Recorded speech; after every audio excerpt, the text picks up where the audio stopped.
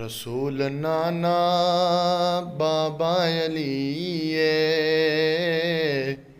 अजे भी पुछना है हुसैन कीए। हुसैन दी मां नबी दी धीए अजे भी पुछना है हुसैन कीए।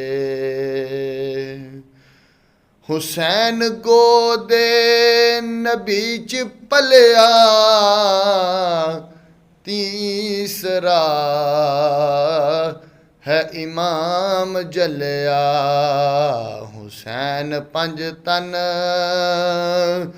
दा पंजवा जीए